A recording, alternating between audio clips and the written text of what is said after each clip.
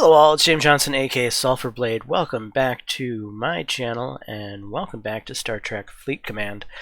I just got my alliance mates to help me set up a test. We're doing Cardassian armadas, and in this humble test, we tested Cardassian armadas with Gaia and without Gaia. And I'm going to go ahead and show you the results and why Gaia is such an effective officer to have in Cardassian armadas. Now let me go ahead and get out of this particular battle report. So this first one here, this is the one without Gaia. Can I click on this in it? Yeah, so no Gaia. Thanks, game. You're going to exit out every time I do that.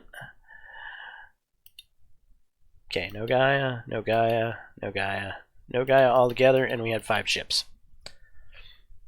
Which kind of throws off the testing just a little bit, but it's fine. We can make do.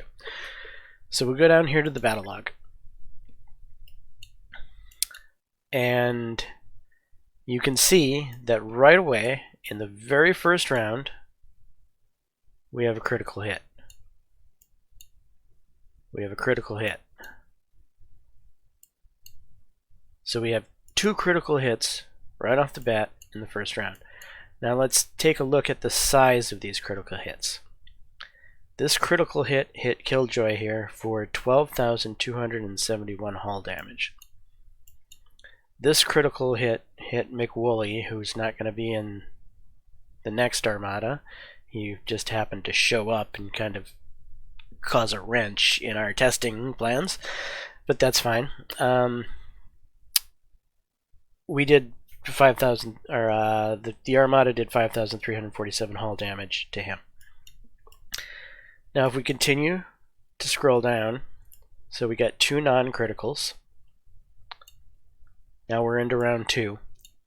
No crit, 1 crit, no crit. So in round 2, off of the 3-weapon firing pattern, there was 1 crit. And again, this is with no Gaia, so you're going to have a fairly large amount of crits. Now, and with no Gaia, you're going to be doing maximum crit damage, if you will. So you got 6,504 hit here off of the hull health on this crit in round 2. Now we're going to roll down to round 3, and we have a critical, no crit, no crit, no crit. So that's actually surprising. Only 1 crit in round 3 without any Gaias. However, the 1 crit that did happen was to me, the Mayflower, round 3. I got smacked for 11,957 hull health. This is going to be an important one to remember because I'm pretty sure I also got smacked in the follow-up Armada in round 3 with a critical, but with Gaia, and the damage is significantly lower. I'll show you that shortly. Going into round 4, we have a critical, so 1 critical out of the 3 hits in round 4. 511.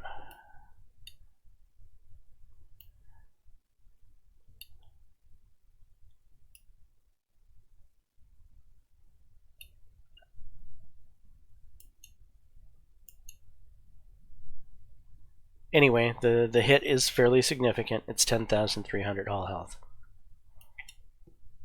Round 5, 1 critical, 2 criticals. Half the hits are criticals. And if we're looking at the critical damage, you got 5,518 on capped, and 6,453 on McWoolley. Fairly sizable hits. Okay, then We're in round 6. We have a critical and a critical. So 2 out of 3 are criticals. And of those criticals, McWoolley is getting smacked for 5,700. And I'm getting smacked again for 11,177 hull damage. It's a pretty sizable crit happening to me. And then round 7 is the final round of this Armada, because again McWoolley showed up and kind of altered things a little here. McWoolley got hit with a critical for 5,900, and then Pop went to station. So now if we look at the follow-up battle log, we're only going to look through round 7. We're not going to look all the way beyond round 7 because...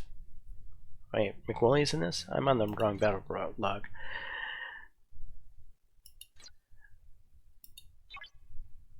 Okay, here we are. Now, Gaia, Gaia, Gaia, and Gaia.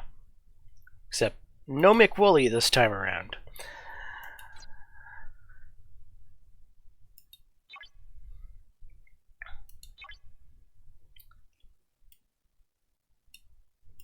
Alright, so in round 1, to start things off, no criticals. In all of round 1, not a single critical. Now we go into round 2. A critical happens.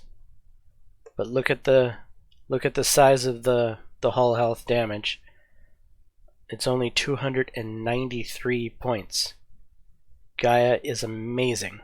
That's Captain was getting criticaled in the first Armada for around 4,000 to 5,000 on average. He's a little bit higher level player than some of us, so he's probably got a little bit better mitigation than some of us. But yeah, that's a very low number.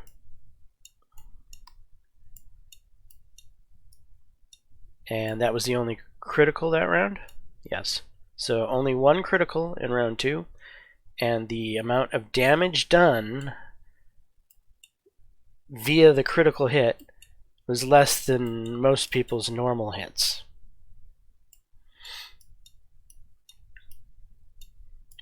Now we're in round 3. Okay, we have a critical here. Remember I said I got hit in round 3 in the last one and I was smacked for like 11,000 damage? Here I am with Gaia. I'm smacked for 490 hull health. Huge difference. Here's another critical that happened. Again, only smacked for 566 hull health compared to the 10 and 11,000 crits I was taking without Gaia.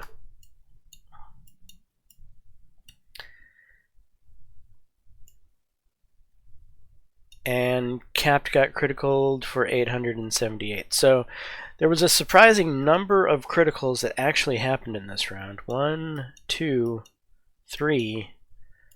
So there were 3 criticals that actually went off. Usually Gaia will keep the criticals from going off at all, but if they do go off, you get smacked a lot less.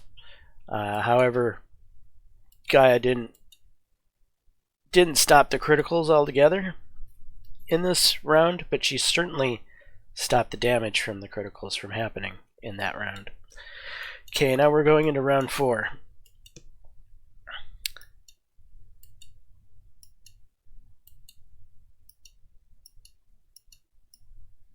No criticals in that round at all. Thank you, Gaia. Round 5, we have a critical. But once again, only 273 hull health. This is not a coincidence. This is what Gaia does. Gaia takes that critical hit and nerfs it to being even less than a normal hit. Gaia is amazing for Cardassian Armadas.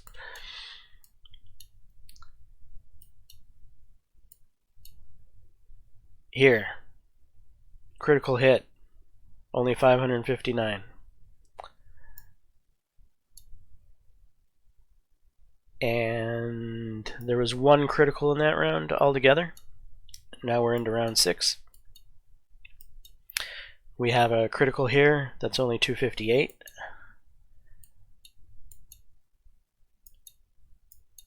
And again, only 1 critical that round. Now we're going into round 7. This is where we're going to stop looking at this battle log, because round 7 is where things ended by having 5 ships. So we're going to try to keep it apples to apples as much as we can.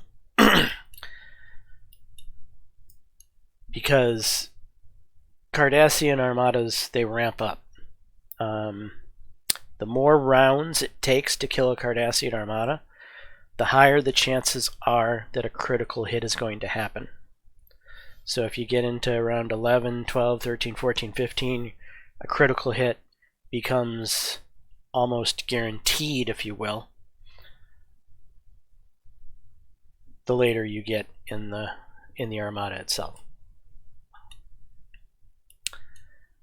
Here we have a critical for Crazy, which was only 487 health. Here we have a critical on Crazy, again only 485 health, and that's it. That's the end of round 7. So if you see the trend here, all the critical hits with Gaia are smaller than normal hits in a Cardassian armada. That's just how strong Gaia is. And if you noticed, there were less criticals that happened each round because of Gaia. So Gaia is a pretty impressive officer when it comes to running Cardassian armadas. Now to get into some other details about Gaia. Gaia is more effective when everyone has Gaia. So the more Gaias you have, the more nerfing you're going to do to the Cardassians' crit. However, there is something to keep in mind that some people might not realize. The topmost Gaia in the match, which is mine. I had the topmost Gaia. I'm running PMC. So Pike, Moreau, Gaia. Pike and Moreau generally don't do anything in Armada. Pike and Moreau are normally not characters you want to bring to an Armada. Pike and Moreau are characters that are basically, they're buff bots. They buff up a third character's skill immensely.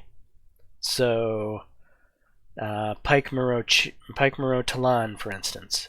Talon becomes super powered, and then when you're fighting interceptors that do kinetic damage, well, Talon's kinetic resist is out of the world, and you can grind forever against interceptors if you're running Pike Moreau Talon. Or Pike Moreau Chin. Chin is energy, not kinetic. So you can grind against battleships and explorers forever when you're running Pike Moreau Chin. That's why Pike Moreau Chin and Pike Moreau Talon are typically considered 2 of the premier hostile grinding crews, because Pike and Moreau are buff bots. They buff a third officer's ability immensely. Now I want to further explain that. It's Pike who's ultimately doing the buffing. What Moreau does for Pike is provide synergy to Pike. Pike and Moreau have very strong synergy together, so that makes Pike's ability to buff that much stronger. Moreau herself has a very good skill for hostile grinding. So she helps with hostile grinding, her skill personally, a fair amount outside of Gaia and Chin. But for the purposes of what we're doing here, we're using Moreau's synergy to buff up Pike. Moreau's actual skills do nothing in Armada. The only thing that she's providing here is synergy to Pike. Once again, Pike's only skills that he has for this armada is going to be to buff Gaia. So Pike and Moreau ultimately in this armada are here for one thing and one thing only, to supercharge and make Gaia as strong as possible. With that being said, because I am the leader of the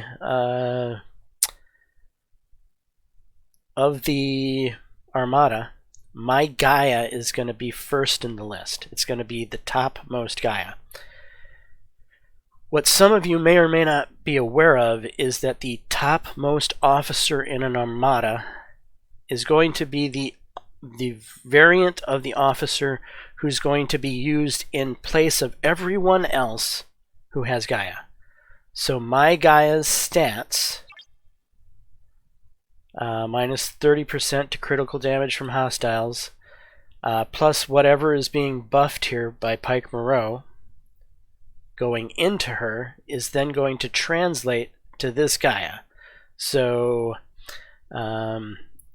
in this instance, who is this? I'm going to guess this is Captain. This is Captain. So Captain is getting my Gaia's skills, the Pike Moreau buffed Gaia here, in place of his Gaia. Now if we go down here, again, my Gaia is going to be taking the place of this Gaia. However, what's interesting to note here is you have Kirk and Spock. Captain's Kirk and Spock, because he's the topmost Kirk and Spock listed in the Armada, so his Kirk and Spock are going to be used for battle calculations here in place of this Kirk and Spock. And then as we get down the list all the way to the bottom here, my Gaia is being used, Captain's Kirk and Captain Spock is being used here as to figure out what's going to be happening. I think this is possibly Nico. So Nico is benefiting from my Gaia and Captain's Kirk and Spock. And in this instance, this is probably Crazy. Crazy is benefiting from my Gaia and Captain's Kirk and Spock. And in this instance, Captain's Kirk and Spock are being used because they're the topmost Kirk and Spock, and my Gaia is being used for Captain.